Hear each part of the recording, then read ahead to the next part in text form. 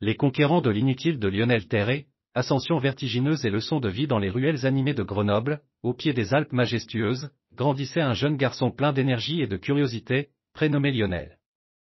Les montagnes l'appelaient, comme un chant irrésistible, et il passait des heures à les contempler depuis la fenêtre de sa chambre. Un jour, son père, un alpiniste passionné, le prit par la main et lui dit « Viens, Lionel, il est temps de découvrir les merveilles qui se cachent dans ces montagnes. » Ils partirent en randonnée, et le jeune garçon écoutait attentivement chaque récit et chaque leçon que son père lui enseignait. Lionel s'exclama « Papa, c'est incroyable. Je veux explorer encore plus haut. » Son père sourit, reconnaissant la flamme de l'aventure qui brûlait déjà en lui. « Patience, mon garçon, un jour tu seras prêt à affronter ces sommets. » Au fil des années, Lionel et son père partageaient de nombreuses ascensions, les rires et les encouragements résonnant à travers les vallées et les crêtes. Ils se reposaient souvent près d'un ruisseau scintillant, admirant les cimes enneigées qui les entouraient. Un jour, Lionel, tu deviendras un grand alpiniste et tu graviras ces sommets pour découvrir ce que peu d'hommes ont vu, murmurait son père avec fierté. C'est ainsi que Lionel Terré, bercé par les légendes de montagne et les enseignements de son père, grandit, déterminé à devenir un conquérant de l'inutile et à repousser les limites de l'exploration alpine.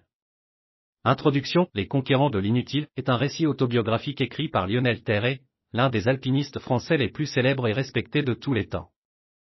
Publié pour la première fois en 1961, cet ouvrage retrace les aventures de Terré dans les montagnes, les défis qu'il a dû relever et les leçons qu'il a tirées de ses expériences. Dans cet article, nous explorons les moments clés de la vie de Terré et les enseignements tirés de ce livre inspirant. Le parcours de Lionel Terré. Né en 1921 à Grenoble, France, Lionel Terré a été initié très tôt à l'alpinisme par son père. Il s'est rapidement découvert une passion pour l'escalade et a commencé à gravir les sommets des Alpes françaises dès l'adolescence. Terré a ensuite rejoint le groupe de haute montagne GHM et a participé à de nombreuses expéditions alpines et himalayennes tout au long de sa carrière. Les conquêtes emblématiques dans Les conquérants de l'inutile, Terré partage avec nous certaines de ses ascensions les plus emblématiques. Parmi elles, on peut citer l'ascension de Léger en 1947. Terré et son ami Louis Lachenal ont été les premiers à réussir l'ascension de la face nord de Léger, une paroi vertigineuse de 1800 mètres, réputée pour être l'une des plus dangereuses et difficiles d'Europe. L'expédition française de l'Annapurna en 1950, Terré a fait partie de l'équipe dirigée par Maurice Herzog qui a réussi la première ascension de l'Annapurna 8091 mètres, le premier sommet de plus de 8000 mètres à être gravi par l'homme. La première ascension du Makalu en 1955, en compagnie de Jean Cousy, Terré a réalisé la première ascension du Makalu 8485 mètres, le cinquième plus haut sommet du monde.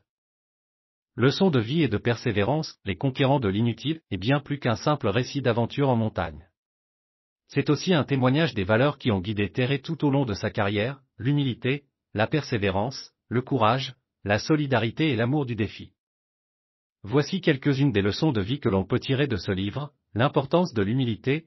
Terré souligne à plusieurs reprises qu'un bon alpiniste doit être humble devant la montagne et respecter les dangers qu'elle présente. Cette humilité permet de prendre les bonnes décisions et d'éviter de sous-estimer les risques. La persévérance face à l'adversité. Les ascensions de Terré ont souvent été marquées par des défis et des épreuves, comme le froid extrême, la faim, la fatigue et les chutes. Malgré ces obstacles, il a toujours continué à avancer et à poursuivre ses objectifs. Cette persévérance est une qualité essentielle pour réussir dans l'alpinisme, mais aussi dans la vie en général. Le courage de prendre des risques. Terré était conscient des risques associés à l'alpinisme, mais il n'a jamais laissé la peur l'empêcher de réaliser ses rêves. Il était prêt à prendre des risques calculés pour atteindre des sommets inexplorés et repousser les limites de ce qui était possible. La solidarité et l'esprit d'équipe. Dans Les conquérants de l'inutile, Terré met en avant l'importance de l'entraide et de la camaraderie entre les alpinistes. Les succès qu'il a connus n'auraient pas été possibles sans la collaboration et le soutien de ses partenaires de cordée et des équipes d'expédition. L'amour du défi et de l'aventure. Terré était animé par une soif insatiable de découvrir de nouveaux horizons et de repousser les limites de ses capacités. Cette passion pour l'aventure et le défi l'a conduit à réaliser des exploits extraordinaires et à vivre une vie riche en expériences. Conclusion. Les conquérants de l'inutile, de Lionel Terré est un livre incontournable pour tous les amateurs d'alpinisme et d'aventure. Au-delà des récits captivants d'ascensions vertigineuses, ce livre nous offre des leçons de vie précieuses sur l'humilité, la persévérance, le courage, la solidarité et l'amour du défi. Ces enseignements sont autant de sources d'inspiration pour tous ceux qui cherchent à repousser leurs propres limites et à vivre pleinement leur passion. Dans l'ombre des montagnes majestueuses, une jeune femme prénommée Claire rêvait de suivre les traces de son idole, Lionel Terray. Inspirée par son récit, Les conquérants de l'inutile, elle avait pour ambition de gravir les sommets du monde et de repousser ses propres limites. Voici quelques conseils tirés de l'expérience de Terray que Claire appliqua pour réaliser ses rêves. Croire en soi. Claire comprenait que la première étape pour réaliser ses rêves était de croire en elle-même et en sa capacité à réussir. Malgré les doutes et les peurs, elle se remémorait les exploits de Terray et se disait que s'il lui avait pu le faire, alors elle aussi pourrait y arriver. Se fixer des objectifs, comme Terray, Claire savait qu'il était essentiel de se fixer des objectifs clairs et réalisables. Elle commença par dresser une liste des sommets qu'elle souhaitait gravir, en les classant par ordre de difficulté, et en se donnant un calendrier pour les atteindre. Travailler dur et se préparer, Claire savait que la réussite ne vient pas sans effort. Elle s'entraînait régulièrement, améliorant sa condition physique et ses compétences en alpinisme, tout en se documentant sur les montagnes qu'elle projetait de gravir. S'entourer des bonnes personnes, Claire comprenait l'importance de la solidarité et de l'esprit d'équipe dont parlait Terray. Elle rejoignit un club d'alpinisme et se lia d'amitié avec des personnes partageant les mêmes ambitions. Ensemble, ils s'entraînaient, s'encourageaient et se soutenaient dans leurs défis respectifs. Apprendre de ses échecs. Lors de sa première tentative pour gravir un sommet difficile, Claire échoua à quelques mètres du sommet. Au lieu de se laisser abattre, elle se souvint des épreuves traversées par Terray et décida d'apprendre de cet échec. Elle analysa ce qui avait mal fonctionné et s'entraîna encore plus dur pour être prête lors de sa prochaine tentative. Persévérer face à l'adversité, Claire rencontra de nombreux obstacles sur son chemin, mais elle n'abandonna jamais. Elle puisait dans la persévérance de Terray pour continuer à avancer, même lorsque les conditions étaient difficiles et que la réussite semblait improbable. Un jour, après des années de travail acharné, d'entraînement et de persévérance, Claire se tenait fièrement au sommet de l'Annapurna. Contemplant le paysage époustouflant qui s'étendait devant elle. Elle avait réalisé son rêve en suivant les conseils et les enseignements de Lionel Terray, et en y ajoutant sa propre touche de détermination et de passion. Au fil des années, Claire continua de réaliser ses rêves, gravissant des sommets toujours plus hauts et partageant ses expériences avec ceux qui aspiraient à suivre ses traces. Elle devint une source d'inspiration pour beaucoup, prouvant qu'avec les bons conseils, un esprit combatif et une volonté de faire, il est possible de réaliser ses rêves les plus fous.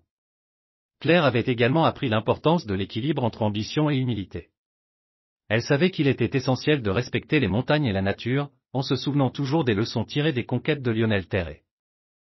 Elle n'oubliait jamais que, même si elle atteignait des sommets impressionnants, la montagne restait la plus grande et la plus puissante.